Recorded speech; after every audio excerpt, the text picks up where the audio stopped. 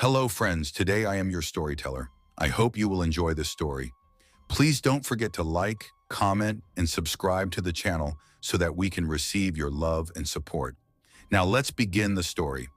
I never thought something as ordinary as a late-night Walmart run could change my life. Honestly, it used to be my escape. My name is Ethan Morales. I'm 27 years old, and I live in Riverton, Ohio, a town most people would drive past without noticing. It's the kind of place filled with warehouses, old diners, and gas stations that never close. The nights are quiet except for the occasional freight train or the low hum of trucks barreling down the 71. Life here has always been simple, at least for me. I work long shifts at a shipping hub, 10, sometimes 12 hours a day, moving crates and loading pallets. It's exhausting, but it pays the bills. My girlfriend, Samantha Perez, is in her second year of nursing school. She's got that mix of sharp wit and patience that makes her perfect for the job. Between her tuition, my student loan debt, and rent for our small one-bedroom apartment, money is always tight. That's why Walmart became part of our routine. Not the crowded, chaotic daytime Walmart, the late-night one. Past midnight, when most of the town's asleep, we'd head there. Empty aisles, no lines, just us, fluorescent lights, and shelves stacked high with everything from cereal to motor oil. It was peaceful, almost comforting, our little ritual. We'd laugh, push each other's carts, argue over which frozen pizza tasted better. It was so ordinary, it felt safe. Until one night last October. It was a Thursday. I just finished a brutal shift, my back sore and hands raw from unloading shipments. I got home around 11:15 p.m. Sam was sitting cross-legged on the couch, laptop open, textbooks scattered everywhere. "Hey," I said, dropping my work boots by the door. "How's the studying?" She groaned dramatically. "If I have to memorize one more drug interaction, I swear I'll start prescribing Tylenol for broken bones." I laughed, leaning down to kiss her cheek. "That bad?" She gave me a tired smile. "That bad. But you know what? I need a break. And we need groceries. We're down to half a loaf of bread and mustard packets." I glanced at the clock. "It's late. Want to go tomorrow?" "Tomorrow I have class and you'll be dead from another shift." She closed her laptop with finality. "Nope, we're going tonight. Big run. 2 weeks worth so we don't have to keep scraping by." I sighed, but she was right. All right, mission Walmart. 15 minutes later, we were in my beat-up 2009 Toyota Corolla, pulling into the Riverton Walmart lot. The store sat like a giant glowing box against the dark sky, the neon blue sign buzzing faintly. It was 11:45 p.m. The lot was mostly empty, just a handful of cars near the front and a line of semis parked along the side. Sam stretched as she got out. "Okay, soldier." One big haul, no excuses. "One big haul means pushing a cart heavier than me," I grumbled. She smirked, then grabbed 2 carts. Problem solved. Walking inside, I felt that familiar wave of stillness. The air smelled faintly of wax from the floor buffer and fried grease from the McDonald's near the entrance. A janitor pushed a machine lazily up and down the tiles. 2 employees stacked boxes in the seasonal aisle.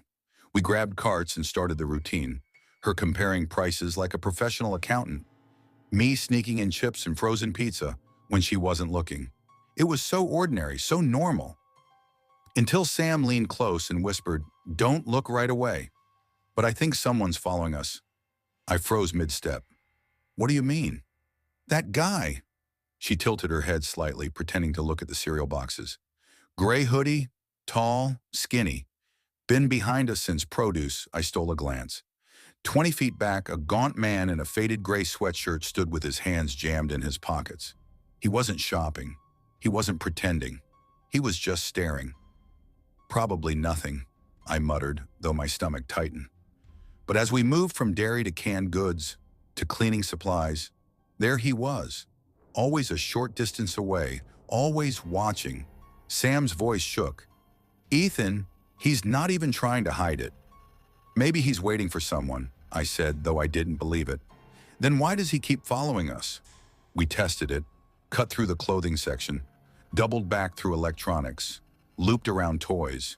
Within minutes, he reappeared, leaning against a shelf of board games, eyes locked on us. Sam gripped the cart handle so tightly her knuckles went white. This is freaking me out. Yeah, I admitted quietly. Me too. We decided to check out fast. Cutting through women's clothing, we headed towards self-checkout. That's when it happened. Out of nowhere, the man lunged from behind a rack and slammed me to the ground. My back hit the tile hard, my head snapping backward. What the hell? Get off me, I yelled. I'm a loss prevention officer, he barked, pressing his knee into my chest. You're being detained for theft, Sam screamed. He didn't steal anything. Get off him. Shut up before I put you down too, the man snarled, his face twisted with rage.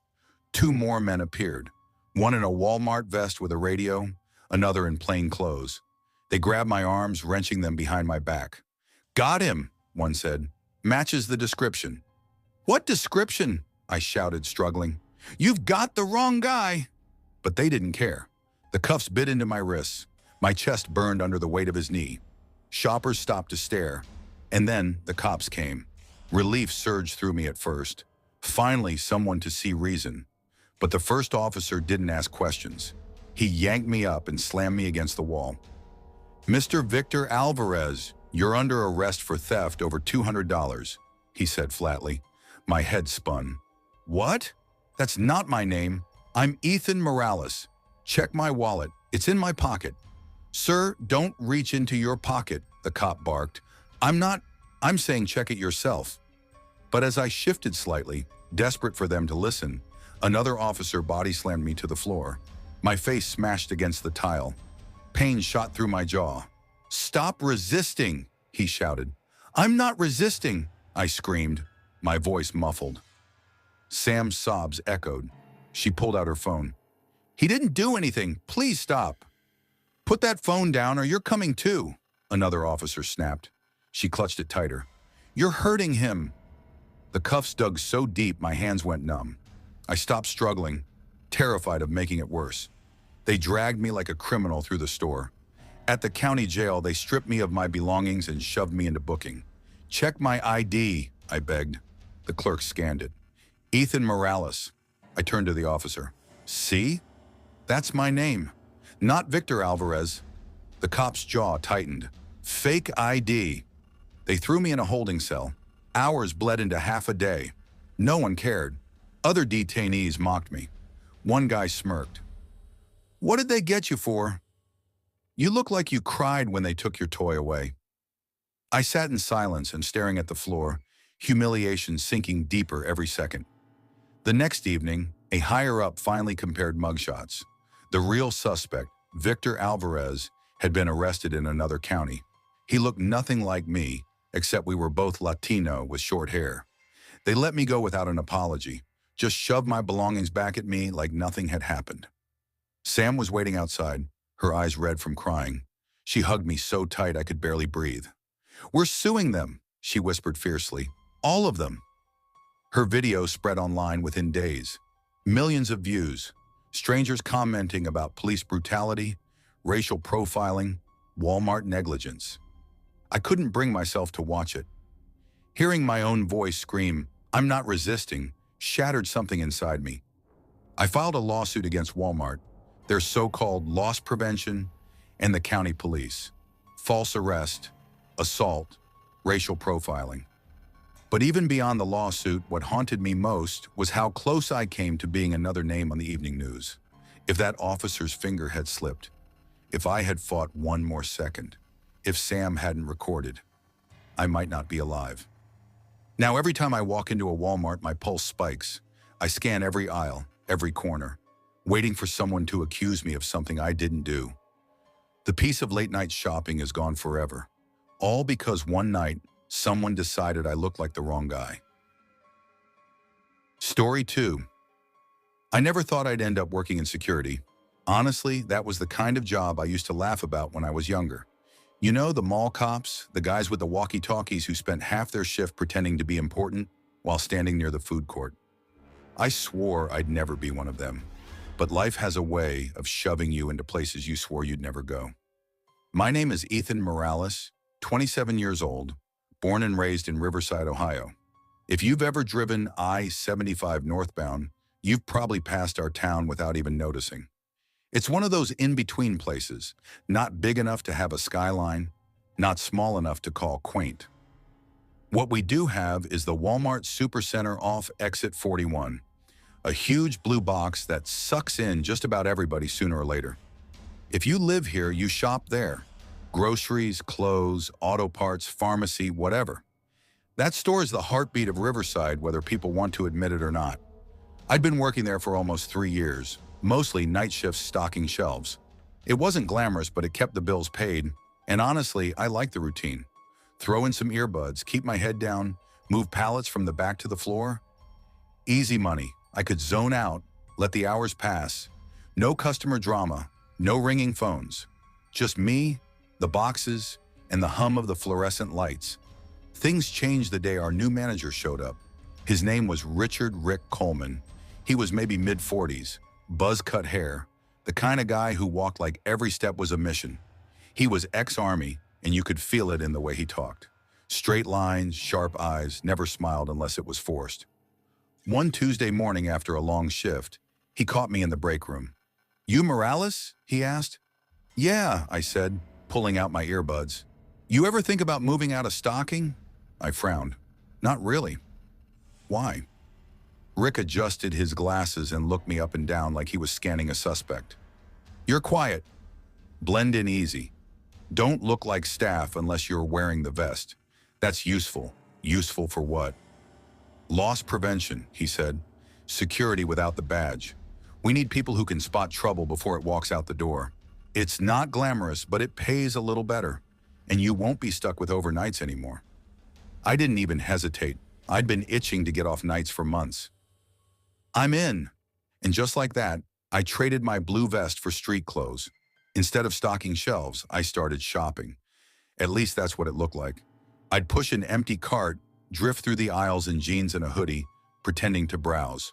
All the while, my eyes were scanning people, looking for the nervous twitch, the stuffed backpack, the barcode swap. It wasn't as easy as it sounded. Most shoplifters weren't slick masterminds. They were desperate, sloppy, sometimes drunk or high. In my first few weeks, I caught a teenager stuffing packs of gum into his socks. A middle-aged guy trying to sneak a car battery under his coat, don't ask me how, and a woman who tried to return a blender that still had the price tag from Goodwill stuck on it. Awkward, sometimes funny, but manageable. I thought I could handle whatever came my way. Until that night. It was a Thursday evening in late October, one of those nights where the air had that first real bite of cold in it. Inside the store, though, it was chaos. Prime time. Families wrangling kids, college students with carts full of ramen, retirees strolling slow enough to block the whole aisle. The place was buzzing. I was patrolling near electronics when I saw her. At first glance, she was just another shopper. An older woman, maybe mid-60s, heavy-set, riding one of the store's motorized scooters. We get plenty of people using those. No big deal. But something about her made my stomach tighten. She was dressed in layers. Not like a normal sweater and coat kind of way, but strange. Bulky sweaters draped on top of each other, sleeves sagging, fabric bunched awkwardly. Her skin looked pale, almost waxy under the fluorescent lights, and her eyes, they were sharp, too sharp. The second my gaze brushed hers, she locked on me. No hesitation, just this narrow, suspicious glare, like she already knew what I was doing. I tried to play it off, turned toward a clearance bin like I was digging through phone cases, but I could feel her stare drilling into my back. She drove her scooter down the next aisle, cutting too sharp and almost taking out a display of cereal boxes. I didn't follow immediately. Rule number 1 in loss prevention: don't make someone feel hunted. You keep distance, stay casual. But I circled through the freezer section a few minutes later, and sure enough, there she was. Only now, she looked different, heavier. Her chest and midsection seemed puffed out, swollen under the sagging sweaters. Like she'd suddenly gained 20 pounds in the last 5 minutes. My gut nodded. For the next 20 minutes, I trailed her, 10 yards back, weaving through aisles, trying not to make it obvious. Every time we crossed paths, she stared at me. And every time she did, she peeled off fast, like she couldn't stand being near me. At one point, she wheeled up close, her voice sharp and cutting. "You stalking me?" I raised my hands. "What?" "No, ma'am." "Then stop showing up where I am," she hissed, eyes narrowing. "I don't need some creep breathing down my neck." I forced a half smile. "It's a store. We've got 20 aisles. Odds are we'll bump into each other." She glared a moment longer, muttered something I couldn't catch, and drove off. I could have let it go. Maybe I should have. But I couldn't shake the image of her swelling under those layers. Like she wasn't just hiding merchandise, like she was hiding something else. So I kept watching. Eventually, I decided to confront her. She was parked in housewares, pretending to browse blenders.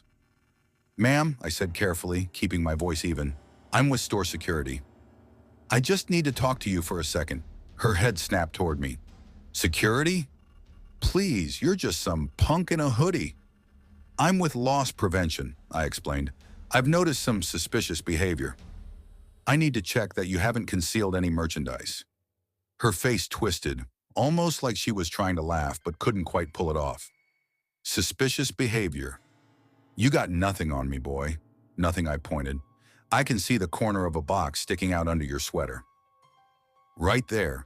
She looked down sharply, then barked a laugh that curdled my blood. That's my nipple, you pervert." A couple of shoppers nearby froze, staring. I kept my ground. "Please don't make this harder than it has to be." That's when she snapped. The scooter lurched forward, slamming into my shins. The hit was harder than I expected, and I stumbled back into a display of microwaves. "Back off," she screamed, voice guttural and raw. "Don't you touch me." I lunged forward, hit the kill switch on the scooter. The motor whined and died, the sudden silence hanging heavy. She fumbled with the controls, face twisting into something feral. Then, without warning, she stood up. Not just stood, launched herself. Her weight hit me like a falling beam, knocking me to the ground. Her hands clawed for my face, nails raking toward my eyes. The smell hit me next. Rancid, sour sweat, spoiled meat, something rotten buried in those sweaters. "Get off me!" I shouted, shoving back. But she was stronger than she looked. Her weight crushed the air out of my lungs, pinning me to the cold tile. I kicked, twisted, shoved until I finally rolled her off. She hit the floor with a sick thud, then immediately started crawling, jerky, animalistic, dragging herself toward the scooter. "Stop!" I yelled, scrambling to my feet. By now, shoppers were pulling out their phones, recording.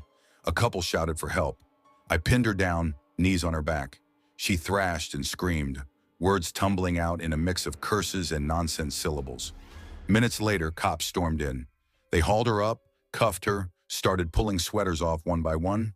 Underneath, they found a mess of stolen goods, razor blades, phone chargers, small electronics. Her name was Dolores Haskins, 67 years old, arrested before for shoplifting, trespassing.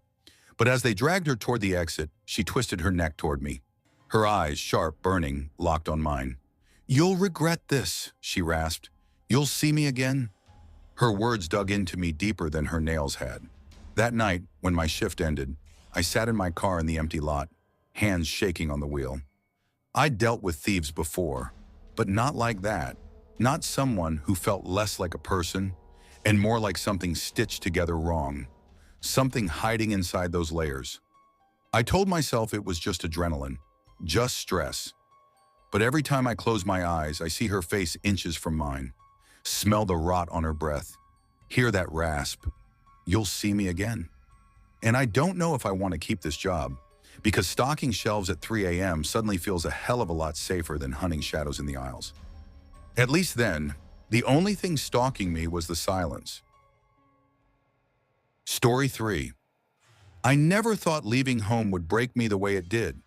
Back in Hyderabad, even in the hardest times, I always felt some kind of anchor. The streets were loud, yes, with the constant hum of rickshaws and vendors yelling about fresh mangoes, the smell of turmeric and fried snacks floating in the air. Neighbors calling my name across the balcony. But it was home. No matter how heavy the days felt, I knew my roots were in that soil. But when I boarded that flight to the US with my daughter, my stomach churned in a way that never quite settled. My husband stayed behind with our younger son, promising, "We'll join you soon, Mira." Just get Nisha settled first. Nisha was 17 then, bright-eyed, always scribbling in her notebooks, reading until late at night under the dim lamp when she thought I was asleep. She had dreams bigger than the narrow lanes of our old neighborhood. She wanted to study abroad, to build a future where she wouldn't be limited by the same walls that confined me. I told myself every sacrifice was for her, for the life she deserved. We landed in Ohio, not New York, not California, but Dayton. Not the kind of America people imagine when they dream. It was gray, cold, and the houses all looked too neat, too quiet. Silence pressed against me in ways I wasn't used to. We found a small one-bedroom apartment above a laundromat. Thin walls, noisy pipes, but it was something rent ate up almost everything. Tuition bills glared at me from the kitchen table like sharp teeth. We needed money fast, and the only place that would take us both without asking too many questions was the Walmart Supercenter on Westbrook Avenue. It was bigger than anything I'd ever seen, bright fluorescent lights, aisles stretching like endless highways, customers flooding in at all hours. At first I was grateful. A paycheck meant food, rent, survival, but that gratitude soured quickly. Managers scheduled me 60 hours a week. Overtime rules were never explained. Paychecks always seemed lighter than they should have been. But what choice did I have? Nisha worked in the bakery section. She wore her blue vest with a shy smile, her hair tied back in a messy bun, flour clinging to her skin, no matter how many times she washed her hands. She never complained, but I saw the exhaustion. Her eyes grew dimmer each night when we dragged ourselves back to the apartment. Yet she still smiled for me. That smile, half real, half for my sake, kept me standing. One morning in December, icy wind cut through our coats as we trudged to the bus stop. Nisha's gloved hand slipped into mine. "Mom," she said quietly, "do you ever feel like this place is swallowing us whole?" I squeezed her hand tighter. "Maybe. But one day we'll own our lives again. We just need to hold on." She gave me that smile, the last real smile I would see from her. It was a Thursday. Snow had fallen overnight, turning the parking lot into a field of slush. I was scheduled at customer service. Nisha had the bakery. We had our little ritual on days like that. Meet in the break room at 1 p.m. for lunch. Just 30 minutes together, but it kept us sane. By 9 o'clock, I was drowning in chaos. Returns piled up, phones ringing, customers demanding refunds. My head pounded. I kept glancing at the clock. Finally, 12:58. I grabbed my lunchbox and hurried to the break room. The smell of reheated food and cheap coffee hung heavy in the air. I sat in the corner, unwrapping the parathas I had packed. I checked my phone. 12:59, 1:02, no Nisha. I frowned, sent her a text. "Beta, where are you?" "I'm in the break room." No reply. I called. It rang and rang, then voicemail. My chest tightened. By 1:20, my break was nearly over. She still hadn't shown up. I shoved my phone away and went back to the counter. But my mind wasn't there. Every aisle I passed, I searched. Every glimpse toward the bakery, I strained my eyes. When our shift ended at 5, I rushed to the front doors. That was our spot. We always left together. She wasn't there. Minutes dragged. My hands shook as I stormed back inside, my eyes darting everywhere. I checked the bathrooms, the stock room, even the freezing parking lot. Nothing. Finally, I headed to the bakery. A small group of employees stood near the kitchen door, laughing, whispering. But when they saw me, the laughter died. Something about the way their eyes lingered on me made my stomach twist. I walked straight up to them. "Where's my daughter?" One of them, a tall boy with acne scars, shrugged. "Don't know what you mean."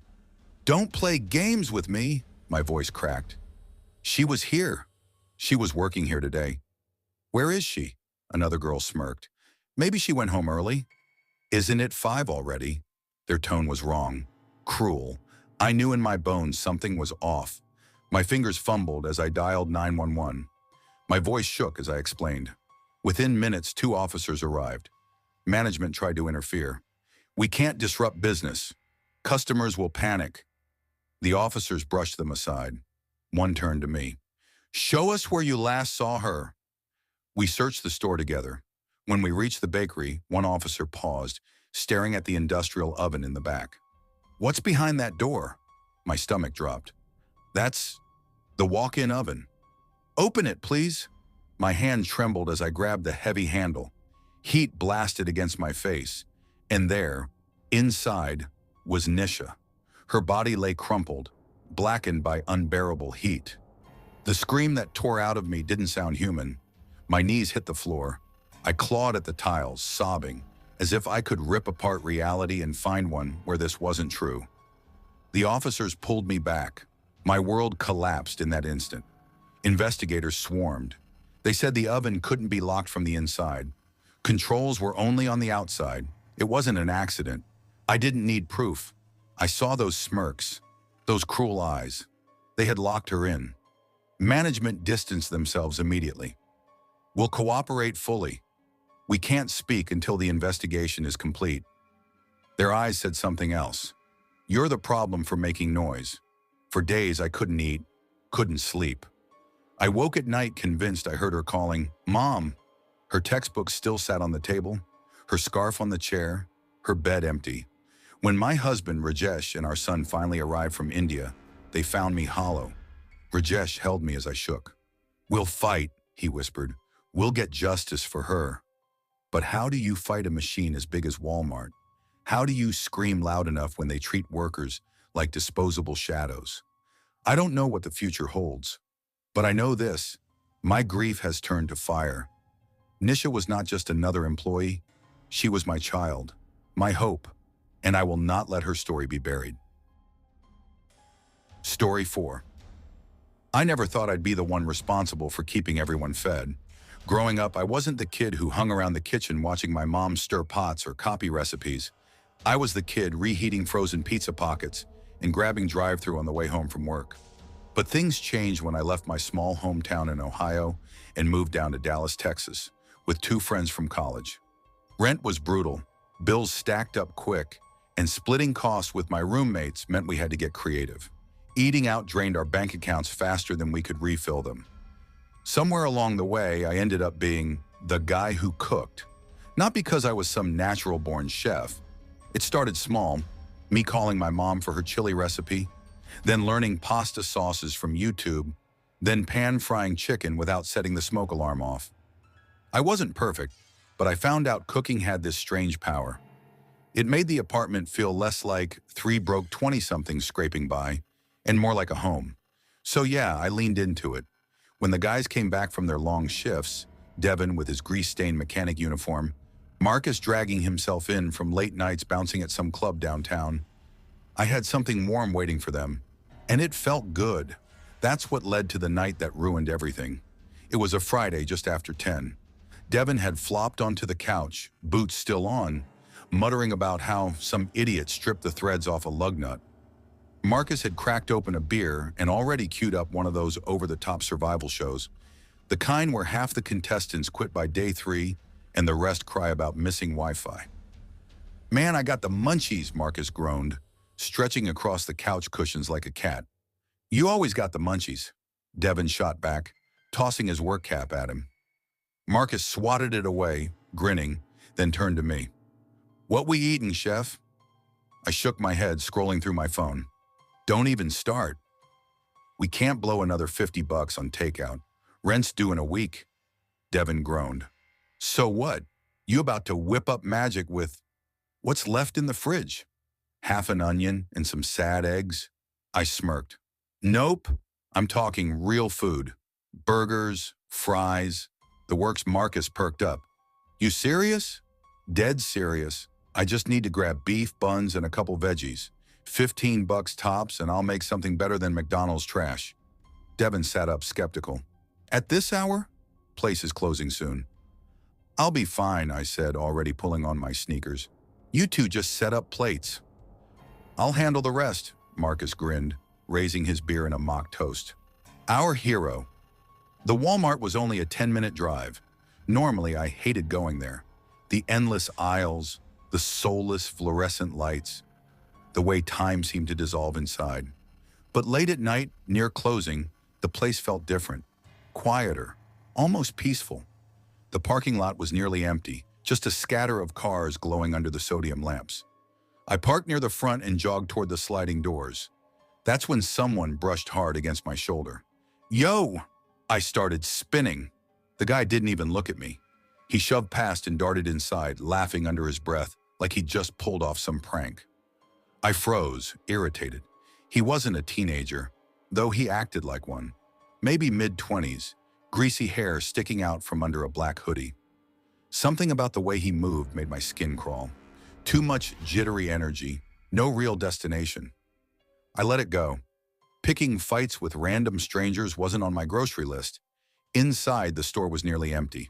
A couple employees pushed stock carts, their eyes glazed with end-of-shift fatigue.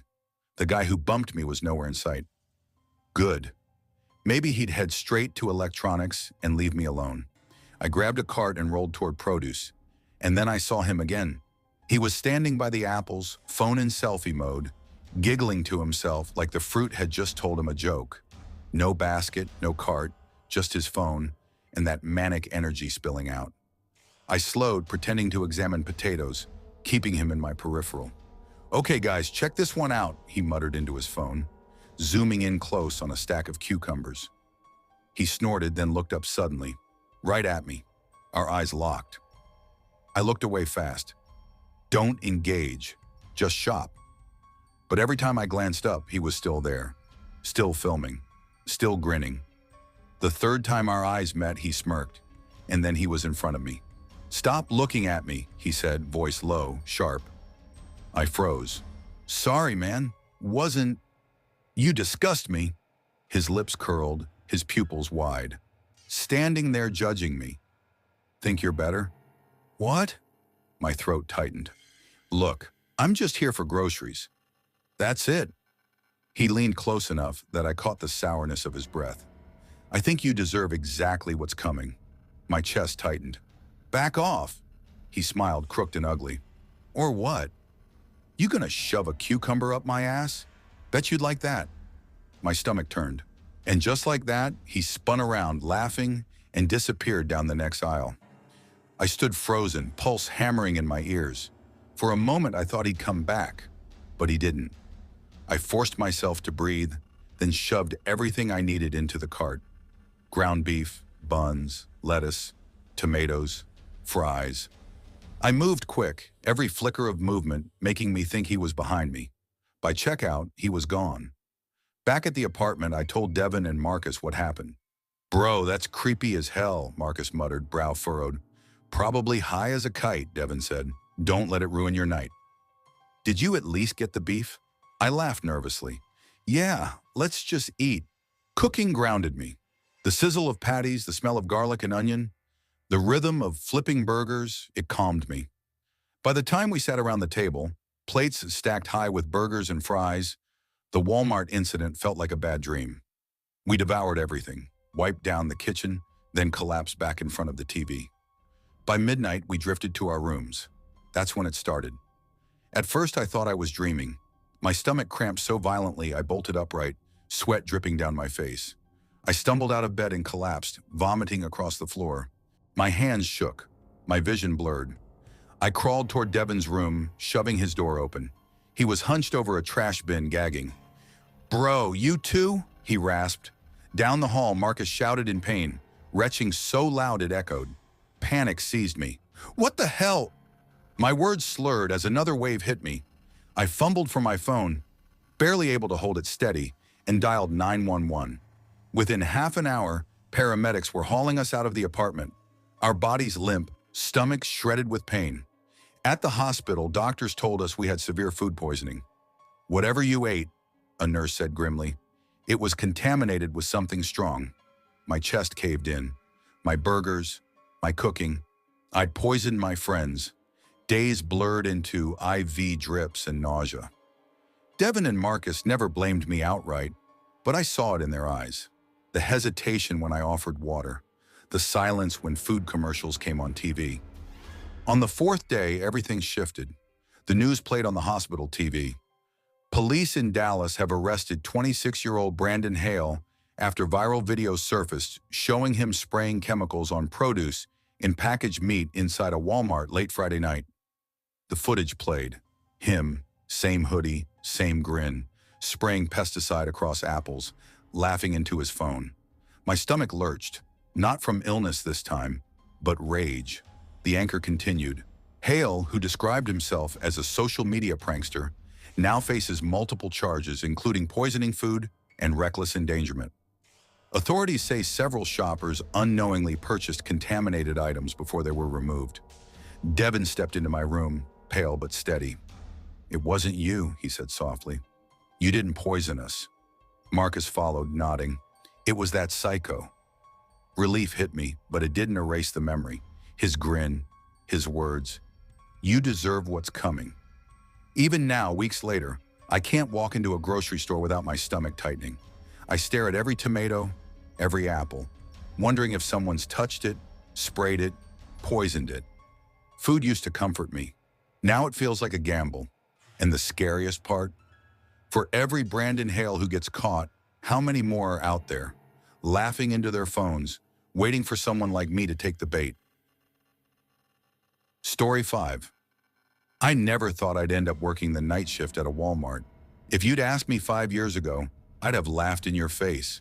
I would have told you I'd be somewhere, up on a roof hammering shingles or pouring concrete on some job site, maybe even saving enough to buy a rundown truck and start my own contracting business. But life has a way of grinding your plans into dust.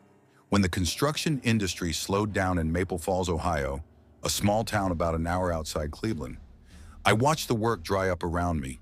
First it was longer gaps between jobs, then it was calls that never came back. Then it was the tools I had to pawn off just to make rent. For almost a year, I drifted from gig to gig. Delivery driver, warehouse loader, a couple weeks landscaping until the boss stopped paying. Hell, I even mowed lawns for cash under the table just to keep gas in my car. By the time I walked into Walmart for that job interview, I was broke, burned out, and running out of options. The store was massive, one of those super centers that looks more like an airport hangar than a grocery store. My apartment was only 3 blocks away, which meant I could walk there if my beat-up Ford Taurus finally gave out. That was half the reason I applied. The other half was that the night shift came with a tiny bump in pay. Just enough that I could tell myself I wasn't completely failing at life. The manager's name was Carl Mitchell, a heavy-set guy with a salt and pepper beard and a permanent coffee mug welded to his hand. He looked me up and down in the interview and said, "You afraid of long hours and weirdos?" I laughed, thinking he was joking. "No, sir. I've dealt with worse." He just grunted. I wouldn't realize until much later how serious he had been. Working nights at Walmart is its own little world. During the day, it looks normal. Bright aisles, cheerful music, lines at the registers, families with screaming kids. But when the doors shut at midnight, everything changes. The silence inside is heavy, and the shadows stretch farther than they should. The hum of the overhead lights is the only constant sound, broken by the squeak of a cartwheel or the beep of a scanner in the back. That's when you meet what we called the night people. Not the workers. We were just exhausted 20-somethings in blue vests, but the customers who drift in after 10 at night. People with no reason to be there. They wander like sleepwalkers, muttering to themselves, hiding in corners, clutching things they never buy. Some are harmless, some just sad. But every once in a while, one comes along that makes you wish you'd called in sick. I learned that the hard way. It happened on a Tuesday night in the dead of winter. Snow was piling up outside, the kind of quiet storm that muffles the world. By 11 p.m., the store was almost empty. Just a couple stragglers up front finishing their shopping. I was in the frozen food section near the back, stacking boxes of TV dinners onto shelves. My co-worker that night was Marcus, a lanky guy in his late 20s with a laugh that carried all the way down the aisle. He was always cracking jokes to keep himself awake. "Man," Marcus groaned as he shoved his pallet past me. "If I see one more damn Hot Pocket, I'm gonna lose it." I smirked. "Could be worse. At least it's not dog food. Those 50-pound bags will kill your back facts." He chuckled, then dropped his voice. "You ever notice how it feels like we're ghosts back here? Like the store's alive up front, but back here it's just us and the hum of the freezers?" "Ghosts in blue vests," I said. He laughed and kept rolling down the aisle. That's when I noticed her. She walked past me, pushing a cart so full it looked ready to tip. At first, I didn't think much of it. People overstuff carts all the time. But the way she moved made my stomach tighten. Her shoulders were hunched, jerking every few seconds like she was shooing away an invisible fly. Her skin looked gray under the fluorescent lights. Her hair hung in stringy clumps around her face, and she was muttering. A steady, low stream of words, but not to anyone. No phone, no earbuds, just whispering to herself. I froze with a box of frozen lasagna in my hands. Tried to look busy, but as she shuffled past, her head snapped toward me. Her eyes were bloodshot, the whites tinged yellow. She smiled or tried to. It was crooked, unsettling, like her face wasn't used to the motion. Every hair on my arm stood up. I told myself not to overthink it. Maybe she was sick. Maybe she was just tired. But when I peeked down the aisle again, I saw her pushing her overloaded cart toward the single-occupancy bathroom in the back of the store. Not the main restrooms near the registers, but the one nobody used. Heavy door, deadbolt lock. She left her full cart right outside and slipped inside. I stood there a minute, uneasy. Usually if someone spends too long in there, it's bad news. People using drugs, shoplifting, sometimes worse. I figured I'd keep an ear out while I finished stocking. 10 minutes passed, then 20. I cleared a whole pallet, went back for another. Her cart was still there, untouched. By the 30-minute mark, my nerves were shot. I walked up and knocked lightly. "Ma'am, you doing okay in there?" Silence. Then a voice snapped back, sharp and shaky. "Why can't you just leave me alone for 5 minutes?" Her tone made me flinch. "Ma'am, it's been almost an hour." "Store's closing soon." Another pause, then she screamed through the door. "Are you stalking me, you pervert?" "What? No, I'm just checking." "If you don't leave me alone, I'll tell your manager you harass women." My stomach dropped. I backed away, muttering, "Fine. Just don't stay in there all night." I told myself it wasn't my problem anymore. But unease clung to me like smoke. Midnight came. The last customers checked out. I went up front to ask the cashiers, 2 college kids named Sarah and Dylan, "You guys see a woman come through? Big cart, stringy hair, twitchy, real out of it?" Sarah shook her head. "Nope. Last big purchase was at 11:30. After that, it's just been a couple sodas." My stomach sank. That meant she hadn't checked out. "Her cart's still by the back bathroom," I said. Dylan frowned. "So where the hell is she?" That kicked off a search. The security guard was asleep in the office, cameras useless. So it fell on us stalkers to sweep the aisles. Marcus headed one way, I went the other. I wish I hadn't been the one to find her.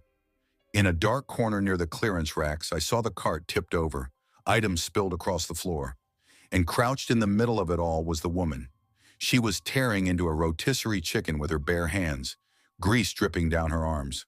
Muffin wrappers and half a bottle of wine lay at her knees. My voice came out tight. "Hey, you can't eat that if you didn't buy it." Her head jerked up.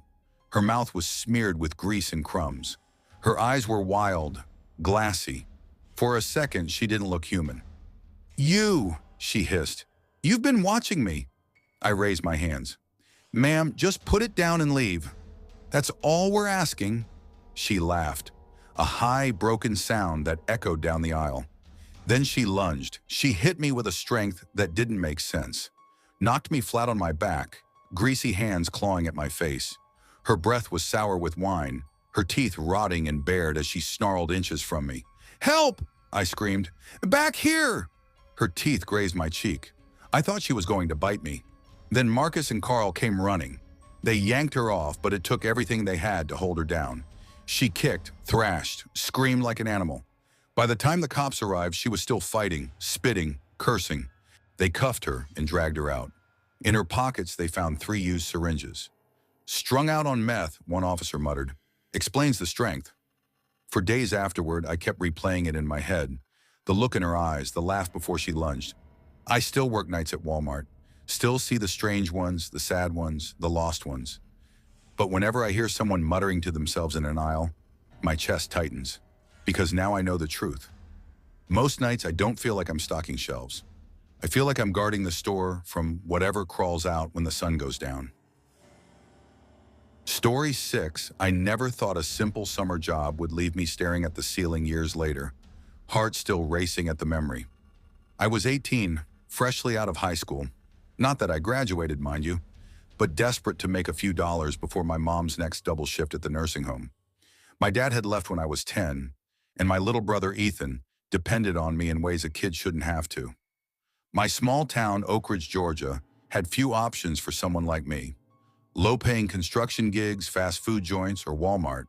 The Walmart Supercenter sat at the far end of our town, just past the empty lot where the old gas station used to be. On the right, a long-forgotten Big Lots with boarded windows. On the left, a shuttered diner whose neon sign flickered only at night. The parking lot lights were sparse, and when I first walked in, I noticed that one pole near the entrance was completely out, leaving a dark patch that stretched to the edge of the lot. I'd later realized that patch meant more than I could have known. I was hired as a floor associate, which in reality meant sweep floors, stock shelves, and do whatever nobody else wanted to do. I learned quickly that night shifts were different. Days dragged. Nights, however, held a strange kind of quiet that could feel both peaceful and suffocating. Most nights I'd be alone with the occasional customer wandering the aisles, a scanner beeping somewhere in the distance, and the hum of the fluorescent lights above. That particular July, the heat was brutal, even in the store. The AC worked, but barely. I remember dragging my cart down the home goods aisle, wiping sweat from my brow, trying to avoid the glare of the overhead lights on the polished floors. My name tag read Logan Myers, and it felt like a small shield in a place where everyone was invisible. Linda, my manager, was in her mid-40s, with a voice that somehow carried authority even when she whispered.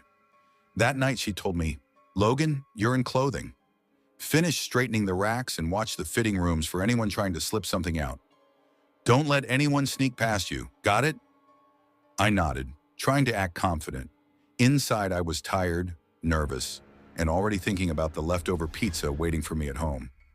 I started counting down the register by the fitting rooms. The drawers smelled faintly of old coins and antiseptic wipes. I was stacking bills when I heard heavy footsteps approach. Fast, uneven, like someone running but trying not to be noticed.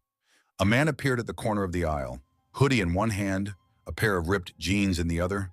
His arms were scraped, blood dried into streaks along his forearms. His white tank top was smudged with dirt and sweat, shorts hanging loosely around his waist. Sneakers looked burned, soles worn to the edge. Hey man, I need these," he said, voice urgent, breath ragged. I froze. Sir, register's up front." I started to gesture toward the main area, but he stepped closer, shoving the clothes onto the counter. "No, I'm not walking. Ring me up here." Now his eyes were wild, scanning, twitching. Something about them made the back of my neck prickle. I had dealt with aggressive customers before, but this wasn't anger. It was desperation, raw and dangerous. I swallowed, slid the cash drawer open, and tried to keep my voice steady. "All right, we can do it here. Total's 24. He pulled a crumpled 20 from his pocket, shaking. "That's all I got. Please, just ring it." Normally, I'd refuse. Company rules, liability, but I had a gut feeling. If I pressed, if I tried to be clever, something told me he'd snap. I nodded, accepting the bill, and rang him up. He ripped the tags off, pulled the hoodie over his tank top, zipped it up, and darted toward the exit, sweat dripping down his face, eyes still wild. I watched him disappear into the darkened lot. The calm of the store shattered 10 minutes later. Red and blue lights lit the ceiling through the windows. 6 patrol cars skidded to a stop outside. Officers poured in, guns drawn, voices barking orders. Customers froze. Employees ducked behind shelves. "Stay where you are," one officer yelled. I stepped out from the clothing section, hands shaking. A tall man with a mustache approached me. "You work here?" "Yes, sir," I swallowed. I think he just left through the back. White male, late 40s, tattoo on his arm, bought clothes here." The officer's face darkened. "Richard Harlow, escaped from Red Creek Penitentiary, convicted murderer. You sure it was him?" "Yes, I rang him up. He didn't hurt me. They took me to the security room. Monitors flickered, showing grainy black and white images of the store. There he was, entering, throwing money on the counter, yanking clothes over himself, and leaving. The officer shook his head. "You're lucky, kid. He's dangerous. Really dangerous." For weeks I replayed that night. Did I make the right choice? Could I have done something differently? But something inside me told me. Seconds mattered. One wrong move, and I could have been just another headline. Days later, the news reported he'd been stopped jogging a few miles from the prison in the same sweaty clothes. ID questioned, then let go. The absurdity made me laugh nervously. But I'd never forget those eyes, darting, desperate, as he leaned across the counter at me, hood halfway pulled over, heartbeat thrumming in my ears. Even now, years later, when I close my eyes at night, I see him, and I wonder if he remembers me too. Story 7. I never thought a part-time job at Cedarwood Walmart would become the kind of thing you can't just shrug off. You think of retail as temporary, easy money, a side gig to keep tuition paid. You don't think it could haunt you years later. My name is Emily Harper, though most of my co-workers called me Em. I was 20 at the time, living in a tiny overpriced apartment just 5 miles from campus. I shared the place with my best friend Lena Ortiz, who worked as a barista at the coffee shop near the student center. College hadn't been kind. My parents were divorced, Mom working 2 jobs just to keep her house afloat. Dad, I hadn't seen him since I was 14. I had no savings, no car of my own, and the occasional scholarship that barely covered tuition. Nights I lived on cold pizza, instant noodles, and the thought that somehow I'd make it. Walmart was supposed to be just that, a paycheck. Graveyard shift, stocking shelves, folding clothes, sweeping floors, helping lost shoppers find the aisle numbers. Nothing glamorous, nothing personal, just work. I remember the first night I was called in late. It was a Thursday, early November. The wind had started whipping down the empty streets of Cedarwood, rattling the bare trees outside. Lena had been making tea in our tiny kitchen when my phone buzzed. "Em, you okay?" she asked, peering over her mug. "Yeah, why?" I hesitated before checking my phone. It was Mr. Callahan, night manager at Walmart. His texts were always curt. "Emily, can you cover tonight? One of the stalkers didn't show, just a few hours." I groaned. "Of course." Lena's brow furrowed. "Again? You've got class tomorrow." I know, I said, pulling my jacket over my hoodie. "I'll be careful." She sighed, shaking her head. "This job's going to kill you one day, you know that?" I laughed, though it was hollow. "Yeah, maybe." By the time I pulled into the Cedarwood Walmart parking lot, it was almost midnight. A few cars dotted the lot, but the usual buzz of late-night shoppers was gone. I hated nights like this. There was something sterile about the fluorescent light spilling out from the automatic doors, cutting across empty asphalt like it was trying too hard. Inside, I nodded at Jessica, a cashier who had been dozing behind the register. "Long night, huh?" she whispered. "Story of my life," I muttered back. The store felt different after hours. Echoes of my sneakers against the polished floor were too loud, too lonely. The aisles stretched endlessly, as if mocking the hours I spent moving boxes and folding shirts no one would buy until next week. Mr. Callahan's voice came over the intercom. "Attention shoppers. Oh wait, no one's here. But if you are, just kidding. Night crew. Stay alert." I rolled my eyes. Typical Callahan humor, dry and weirdly unsettling at times. By 1:30 a.m., I was in electronics, straightening rows of headphones and game consoles. That's when I noticed him. An older man, gray jacket, heavy set, standing perfectly still in front of the television wall. His eyes were locked on one of the demo screens. At first, I assumed he was a random late-night customer, but something about the way he was staring, it wasn't casual. "Sir?" I called, my voice echoing too loudly. "The store's closed." He didn't move, didn't blink, just stared. My stomach sank. "I'm going to have to ask you to leave." I tried again, firmer. Then he spoke. His voice was slow, deliberate, cutting through the silence. "Emily, just a moment. My heart nearly stopped. How did he know my name? Who, who are you? I asked, stepping back. He smiled almost mockingly and turned down an empty aisle. Because you're next, I froze. The words echoed in my head. You're next. My legs moved before my brain caught up, chasing him, but when I rounded the corner, the aisle was empty. Nothing. Just the faint hum of the fluorescent lights above. Something inside me urged me to leave, to run. But curiosity, that stupid human curiosity, made me peek behind the televisions. I slid open the DVD tray on one of the demo units. Inside, a disc. Silver, unmarked except for a date written in black Sharpie, just 2 days ago. I shoved it into my vest pocket and forced myself to finish my rounds. By the time I got home, Lena was asleep.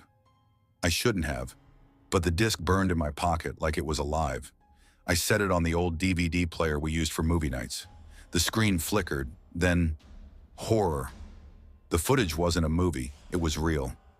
Young women, bound, gagged, terrified. I recognized some of them.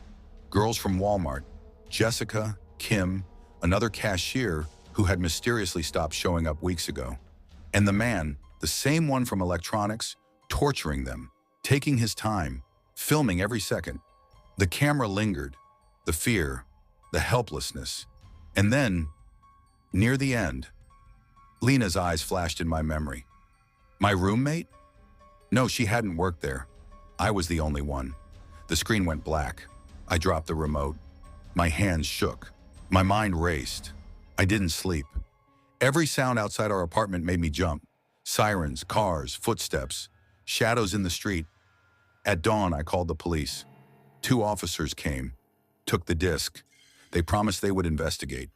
Weeks passed. No calls, no arrests, no closure. I quit that day, no notice, no turning back. Years later, I still feel it sometimes. The weight of someone's gaze in a parking lot, the echo of those words, "You're next." And though cedarwood is far behind me now, every time I walk into a store at night, my body tenses. That man, whoever he is, whoever he was, he's still out there, watching, waiting. Story 8. I never thought a summer job at Walmart would leave scars in my memory that I'd still feel years later. My name is Ethan Parker, 21 at the time, and I was living in the outskirts of Riverview, Georgia, a town small enough that everyone knew your business, but quiet enough that nothing ever really happened. I was a college dropout, a mix of stubbornness and pride keeping me from going back. My mom worked 2 jobs, morning shifts at the hospital and evenings at a local diner, and my younger brother Lucas was still in high school. Bills stacked up fast, rent was due monthly, and I needed cash that I couldn't get anywhere else. The Walmart Supercenter was on the edge of town, sandwiched between a shuttered auto parts store and a grimy fast food joint that smelled of fryer oil and regret. At night, the parking lot lights flickered and patches of asphalt looked like they'd been scorched by the Georgia sun. I started out in the stockroom, hauling boxes and sweeping aisles. But a month in, I was promoted to registers when things got busy.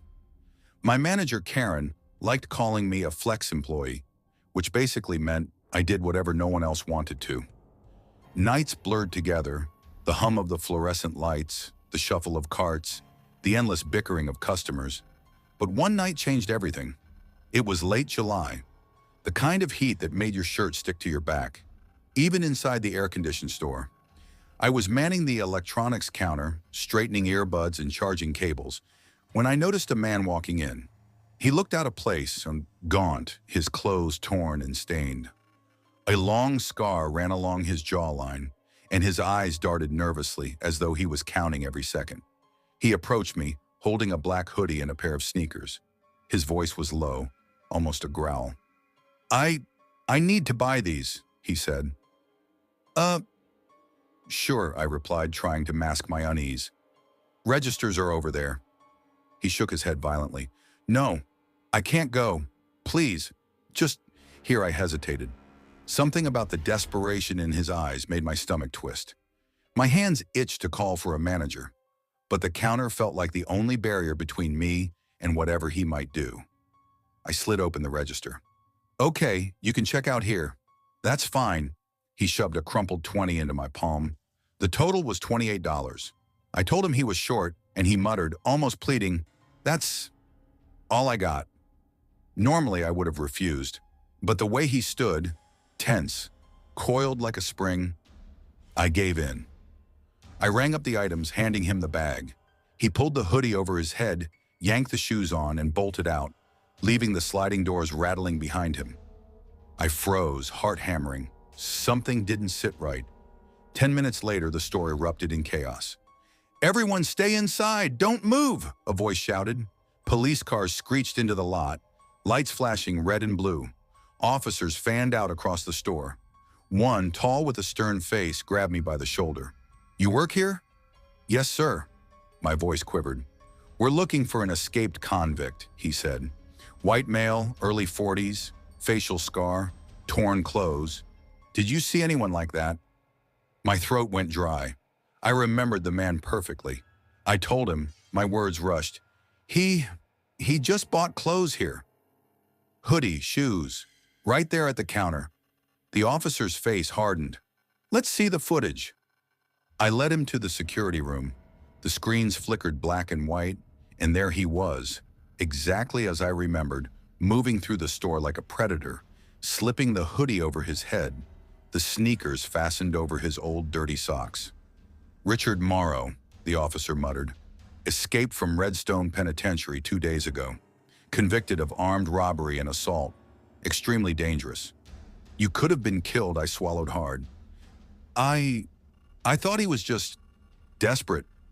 "You were seconds from disaster," the officer said flatly. The store felt like it was holding its breath after the police left. Shelves seemed taller, shadows deeper. For weeks, I couldn't stop replaying it. Did I make the right choice? Could I have stopped him? The guilt weighed on me like a second uniform I couldn't take off. A few days later, the news reported that Morrow had been caught, just a mile from the prison. He was wearing the same hoodie and shoes covered in sweat and dirt, telling a passing officer he was out for a morning jog. That officer had taken his word at face value. My heart twisted with relief and bitter irony.